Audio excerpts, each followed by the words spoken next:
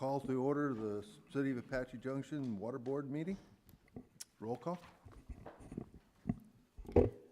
Board members, my apologies, I have the wrong. You almost said it. Don't know who's here. You almost said it. Chairman Wilson. I'm here. Board member Heck. Here. Board member Evans. Here. Board member Johnson. Here. Board member Nesser. Present. Board member Schroeder. Here. You have a quorum? Thank you. Agenda items. Approval of the minutes for June. You're on, oh, you're Go ahead. Chair Okay. Wilson. I've moved to approve the minutes from the June 21st, 2022 meeting. Second. Moved and seconded. Roll call. Board member Schroeder. Yes. Vice Chair Rissy. Yes. Board member Nesser. Yes. Board member Evans. Yes. Board member Heck. Yes. Board member Johnson. Yes. Chairman Wilson. Yes. Motion passes. Okay, discussion and presentation consideration number 2022-008, authorizing submission of a grant application for the Bureau of Reclamation Water Smart Grant Program. Yes, sir. That's a hell of a mouth word. Good evening, Chairman Wilson, members of the board. Quick presentation. We are applying for a grant with the Bureau of Reclamation for Water Smart. A little background on it. The grant is for water conservation. So we are looking at a project which would be our automated meter infrastructure project. So what this means is probably 3 years ago, we started with some of our new customers that came online, our Belagave, our Goldview subdivision, and we started installing radio reads. So what does radio reads mean is our meter reader drives around through those subdivisions currently with the box on his truck, and it automatically grabs those reads as he goes by, pings them all in. The next step in this is to actually put up a tower, 3 towers in the city, where they can read those meters hourly, wherever we want to go. So you don't have to have it in your truck. It constantly brings it back here. If there's a question on a meter read or any other things, they can look it up on the computer and see where it's at. So that's kind of our initial phase to get it out of the ground here. As part of this grant, it's for water conservation. So typically, if a customer has a leak at their house or their toilet's running, we don't know about it till we go out there 30 days later and read that meter. And now we've got 30,000 gallons of water that went through that meter. And now we're calling up and saying, hey, you got a $500 bill. We need you to pay it. You got a leak somewhere in your house and went through the meter. Yeah. With these new meters, it actually has an alarm in it that if it runs for more than 24 hours, it'll actually notify the water district or possibly can notify the customer a text or an email to them to say, hey, you possibly may have a water leak or something's out in your house, which would be great for some of our winter visitors that are gone to Canada and not around, and then something happens at their house. They're notified of it earlier than later. Yeah. Or our existing customers where, again, we're not there for 30 days. They don't notice their toilet leaking. We can at least get in front of them and let them know what's going on. So that's part of this project. So again, we're going to do it by radio signal. These meters will be always constantly active. If any of you guys are familiar with your SRP app that you may have on your phone where you can see on how much power you used for that day, that month, you can automatically look at that. It'll tell you on that. So we'll have something similar to that as we move forward. Yeah, that's great. So kind of moving us into the 21st century. Yeah. So this is kind of like a monthly water audit to the customers. Correct. Yep. Yeah, you'll be able to look at everything just like your Nest. If you have a Nest thermostat now, this is all digital age. That's where we're starting to go with some of these things, but it benefits us by saving water.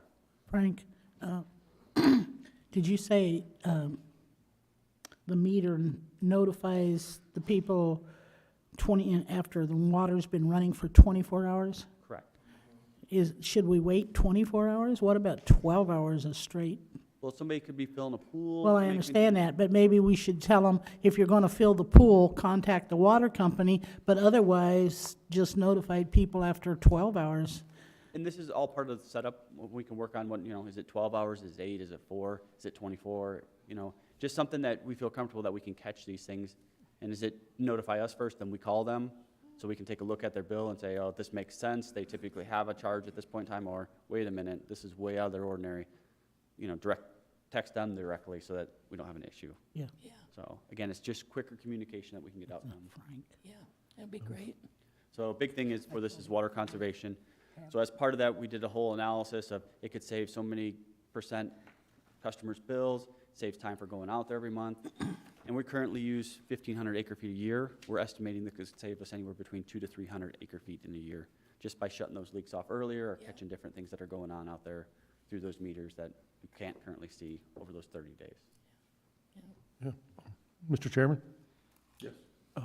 So I think I saw, well, I saw somewhere in here that you'll be replacing 4,500 meters? Correct. Well, currently, that's how many meters we have in our system. We've Oh. done roughly about 200 of them Okay. with those new developments, so we have about 4,300 to replace at this Well, point. guess I would have thought would have been more than 4,500 water meters, that's all.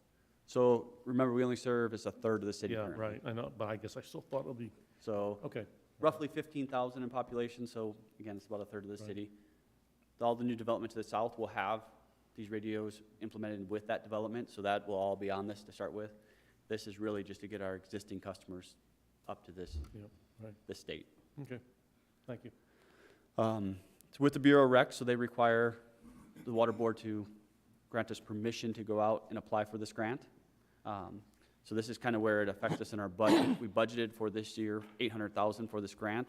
But as you can see here, the project budget for this is 1.9 million. We're looking to get BOR to fund a little less than 50%, which is 865,000. And the in-kind services, going out and installing those radio reads, ordering them, managing it, getting into our computer system, doing all that stuff, we're estimating it'd be 851,000. So that's just really our manpower to take care of all that. And then our budget would be only $200,000 that would actually come out of actual dollars spent on the project. Mr. Chair. Yes. So when you're talking towers, are you talking cell phone tower type of thing, or a tower that would go on a complex, a city complex building, or, I mean, Something similar to what they have over here at the police department. They have a monopole over here that sticks up roughly about 40 to 60 foot in the air with a wide antenna that's on top of it that extends about another 10 feet. you'd have 3 of them strategically placed, I'm assuming, around the city? So it'd be like we're over at our 16th Avenue and Buena Vista site, where we have a tank site already there, and we already have a 40-foot tower there. And Public Works site, where there's a tower there already, there's a cell tower on that lot. And then also at our new water campus that we're currently building, those would be kind of the 3 locations that we've been doing studies on to see if it will work. So we can catch all those meters. Because if there's something in the way, a mountain, the dump, something that it won't allow it to get to and receive those signals from those, so we have to make sure that we cover all different angles. Any other questions on this project? No, I had it happen. Had a neighbor couldn't shut the water off for me. You guys, after about 2 or 3 days, shut it off. I had a 2 to huge 3 bill. days. Yeah, I had a huge bill. So. It happens. The biggest thing here, we've submitted this grant. We have to get permission within the next 30 days from when we submitted it from you guys, and we won't know until January if we're one of the candidates that will receive the grant. And then we wouldn't receive the funds till next May. So we'll be working through that whole process to get to that, but this is the first stage of it that we've been working on. Okay. It'd be good, yeah. Do we need a motion on that? Your Honor, Yes. I move the resolution number 2022-008, a resolution of the Board of Directors of the Water Utilities Community Facilities District, City of Apache Junction, Arizona, authorizing the submission of a grant application for the Bureau of Reclamation's Water Smart Grant Program be approved. Second. Moved and seconded. Roll call? Board Member Nesser, Yes. Board Member Johnson, Yes. Board Member Evans, Yes. Board Member Heck, Yes, Board Member Schroeder, Yes. Vice Chairman Rizzi, Yes, Chairman Wilson. Yes. Motion passes unanimously. Okay, discussion and presentation, consideration of material and delivery agreement between the Water District Utilities Commercial Facilities District and Barra Equipment Company? So the Water District is looking to purchase another valve turning trailer. So we currently have one that's roughly 15 years old. So what this trailer is, what we're using it for currently is our valve turning program. So we have all these valves that are in the roadways in different locations, anywhere between 4-inch all the way up to 24-inch valves, that in the past, people would turn by hand, a T-bar, and crank them down, only when you had water breaks, and sometimes if you don't turn them for 10, 15 years, they're very hard to turn. So we created a valve maintenance program about 10 years ago that actually uses a hydraulic turning machine. So we go out there, you put it on the valve, get on a computer, you hit the button, and it turns the valve down and exercises it up and down, and then comes back up and actually tells you how much torque it takes you to turn, open and close that valve.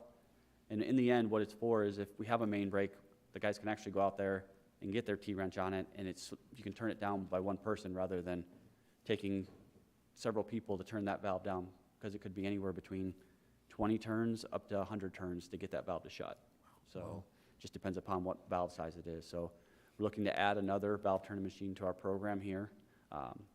With all the new valves we have coming in from the south, our machine's getting older, so we thought we'd replace that and add a little additional benefit so we can get those valves turned a little sooner. So what we're asking for here is Baylor Equipment is actually the rep for E.H. Hawks, which is a valve turning machine manufacturer. We did budget for this in 2022-23 budget, and it's roughly $102,000 for us to purchase this piece of equipment to do that work for us. Any questions? Any questions? Don't see any. I have a motion for this? Your Honor, Yes. I move that the material and delivery agreement for the purchase of one standard LX diesel-VMT single-turner valve maintenance trailer and accessories from Valor Equipment Incorporated through the purchasing agreement number 155454-0 between the City of Phoenix and the Baylor Group for the total amount not to exceed $102,442 be approved. Second. Moved and seconded. Roll call? Board Member Evans? Yes. Board Member Nesser? Yes. Board Member Schroeder? Yes. Board Member Johnson? Yes. Vice Chairman Rizzi? Yes. Board Member Heck? Yes. Chairman Wilson? Yes. Motion passes unanimously. Okay. Discussion, presentation, and consideration of procurement of fleet vehicles. Staff is requesting approval for replacement of one F-250 service vehicle, and then purchase two new 2023 F-250 service vehicles with their accessories included in those. We currently have a program with Public Works that we replace our vehicles every 5 years or 100,000 miles. So we have some vehicles in that location, and that's what we're requesting, one for replacement at this point in time. And as development occurs to the south, we'll be adding more and more service techs, so we need to get vehicles in place. Our 2022 vehicle hasn't even showed up at this point in time, so we're trying to get ahead of this. For some reason, trucks are over a year out at this point in time because of chips and everything that's happening out there.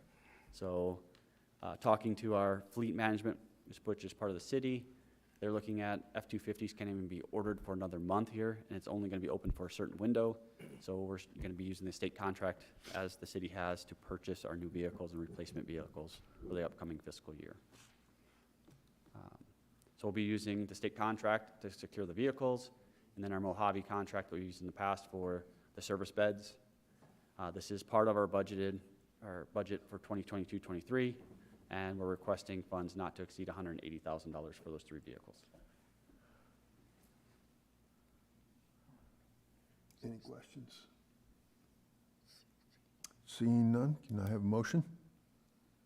Your Honor, I move that the purchase of one new replacement 2023 Ford F-250 regular cab truck and two new 2023 Ford F-250 regular cab trucks through the Cooperative Arizona State Contract Number CRT 059322 and CTR 060664, and accessories for all vehicles through the Mojave Contract Number 21D, like David, -ASH2-0702 for the total amount not to exceed $180,000 be approved. Second? Moved and seconded, roll call. Board Member Heck, Yes. Board Member Evans, Yes. Vice Chairman Rizzi, Yes. Board Member Nesser, Yes. Board Member Johnson, Yes. Board Member Schroeder, Yes. Chairman Wilson. Yes. Motion passes unanimously. Okay, district managers report. No report, Your Honor. District directors report. So I'm going to give you a little water system update today. We'll start with the good news. Currently, at our plant, we have a 2 MGD surface water treatment plant that we have been running at 2 MGD for the last 6 months. With the new developments that have come online, just the smaller ones, we're actually at capacity. We've been running that way for the last 6 months, still producing our water, still getting the CAP water that we need currently, so everything's been doing great in our system so far. Big question, I'm sure you guys all seen this on the news today, it's been out there, our Colorado River shortage. Al Bravo gave me this little facts and questions here that you guys can take a look at. But as some of the stuff that came out today, and we'll get more into this as it moves further into September, of what this truly means to us, but kind of give you an idea, Arizona was planning for 500,000 acre feet to leave behind this year, behind the dams, so we can keep that water there, preserve it so we can produce that electricity and not just store it in the ground for later, so we actually have it. But the Bureau of Rec, that we're just actually asking for a grant for water conservation, so that's not enough for Arizona. We need to save 592,000 acre feet, so almost 600,000 acre feet. We're the largest one that has to save. The next one is Mexico at 104,000 acre feet, and then Nevada at 25,000 acre feet, and California has to save 0 right now. The director of Department of Water Resources for Arizona is not happy with this decision either. CAP general manager is not happy with this decision. We'll be working with them to try weigh the Bureau of Rec, and then Department of Interior said we all need to save, not just Arizona. So they're going to be working on trying to get California, even though they have senior rights, to at least join us in some effort, not to say, well, you guys need to take on that whole burden. California can take on a certain percentage of that or give us some kind of water back and not use all theirs. So we'll be working with them over our 7 states. As the lower basin states, we'll be working with them to try to come up with a better solution. But the Bureau of Rec right now, this is what they're telling us that we have to do. Do we know the reasoning behind the unevenness of the, Because we have junior rights, and that's how the CAP was built. So having junior rights, we're the ones that have to cut the water first, not the ones that have senior rights. so how would you explain that to the public? How would you, senior and junior rights, is it based on usage? Is it based on how long they've been around? It's kind of based on how long you've been around. So California had those rights originally, and the only reason why we were able to build the CAP canal is because California agreed to it. So they said, okay, if you guys want to build it and take this water, we're going to have senior rights, so you guys lose all your water first before it even affects us. So that's how it all started back 30, 40 years ago. So that's why we're at today. But you would think the federal government would look at it and say, you know what, you're all in it together, not just because you have senior rights. This person has to cut 25% of their water that goes to Arizona. I've been hearing a lot on the news about the, trying to get everybody to work together to come to some better agreement. If they do not come out with good conservation plans for that, is there a feel that if the federal government does have to come in, that they will split it out where California doesn't get to skate free? That's a possibility. Right now, the federal government's saying, no, it's all on Arizona, and here's where we're at. But we're going to be obviously fighting that for a while with California and see where we go from there. What does this mean to us, really? So it's a 2A shortage here on the CAP canal. So most of that's all agricultural water that we're going to be losing. It's not municipal M&I. So it's not really going to affect us to serve our customers currently at this point in time. But we want to be good partners too. We don't want to be putting water in the ground when everybody else is saving water. So we're going to be working through some of those things. We're working through with a smaller group of municipalities that say, okay, we want 100% of municipal water that serves their customers. They don't lose any of that this upcoming year. The second one is if you use recovery wells and you're storing water and you're using it with that year, we want them to keep that water also. The third one would be, well, they were just recharging it for future, we can have some cutbacks in that. So some of the groundwater savings facilities that we've used in the past, some different things that we've done to store water for the future so that we can prepare for this situation, we may not be able to store that water this year because we may cut out some of those water supplies so that we don't use as much. But we'll be working with other municipalities to come up with this 592,000 acre feet that we have to leave back behind the dams. So when you say that it'll impact the agriculture, with some of the, I'm just gonna say it, with some of the conspiracies that are going around with food shortages and whatnot, can you explain what this means, it'll impact the agriculture? So a lot of the agricultural water, so in Pinal Valley or Casa Grande, Coolidge area, they use a lot of CAP water to irrigate all their crops. Or in Yuma, Arizona, there's almost like, I believe it's 70% of our lettuce comes out of Yuma, Arizona, if you didn't know that. That's all comes from Colorado River water. If we start fallowing those farmlands, there's gonna be less lettuce to purchase. So supply and demand, it's gonna raise that price. So that's what we're kind of looking at, is as they cut back some of those for the agricultural purposes, we're gonna see a spike in prices as they come through with certain vegetables and certain things that Arizona produces here. Well, hay for the horses. Yeah, just what I was gonna make a comment, and right now, we're seeing through Pinal County, I'll say, decrease in the amount of hay fields that are being, I'll say, currently used or watered, that are, this would impact them as well, so the $30 bale is gonna be cheap. Yes.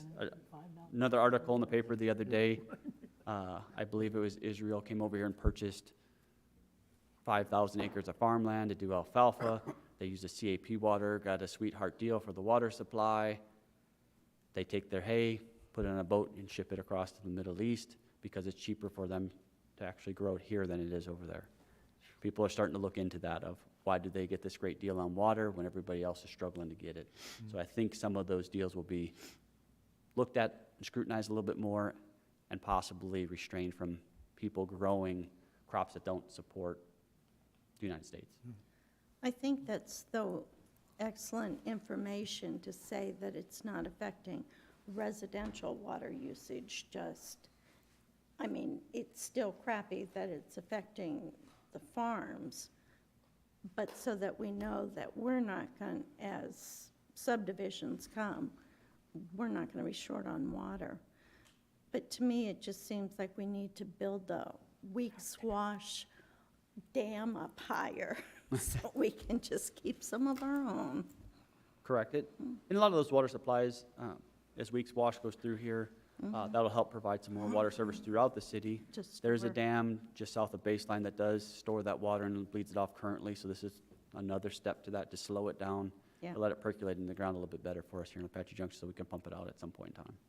But even though it doesn't impact us directly at our water faucet, it directs us through the back door, through our wallet, and on our Right. table. So it does impact. It's just which way. Yeah, it's not gonna be our monthly bill, but we're gonna see it in our lifestyles. It won't be $5 a gallon gas, it'll be $5 a head of lettuce. There you go. Mr. Chairman? Go ahead, sorry. So, question, I realize it's not a huge impact in Apache Junction, golf courses. I know we only have one. Have all the golf courses gone to some form of recycling their water or something? I mean, to me, golf courses traditionally have just used voluminous amounts of water. Do you know, I mean, I realize this is not in Apache Right. Junction, but is it? A lot of the golf courses, some that use CAP water, some use a lot of effluent water that's out there. So from your sewage plant, they'll use that water. It's also replenishing the aquifer as part of that, but I believe some of the CAP will cut back some of that. I know Scottsdale has some golf courses, they're actually pumping into the CAP canal and then sucking that water out at a different location for some of those. Okay.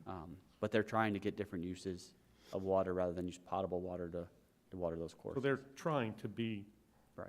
good neighbor, or good partners with this, okay? Because I was thinking that the alternative is to make them all desert landscaping. Sorry to all the golfers down there that, And to the same note, do you see this impacting future development where we have to start clamping down on Currently. landscaping? And I guess that's as part of it, we're gonna be looking at that as water conservation with Arizona Water Company. We met with them a couple times. We're gonna start some programs out there to educate people about water conservation, putting in, we have some of those brochures currently about low water use plants and different things, but we're gonna start pushing more of that, getting out on a water conservation webpage and getting it out to people so they understand how it affects them, how we can save water. I don't think this is going away anytime soon, so as we get further and further into it, there may be different restrictions and cutbacks, but that's why we're always looking for that next bucket. We've approved looking at the Verde River system as being part of that dam system. That's a different water supply. Drilling a few more wells that we can pump back out of, recharging it, doing direct potable reuse, looking at all different kind of options so that we can save and use that water the most efficient way here in Apache Junction. Okay. Okay. You think, yep, go ahead. That's all I had for tonight. Okay. District Treasurer's Report. Nothing on that, okay. And the next one's big adjournment, so I'm going to adjourn. Thank you.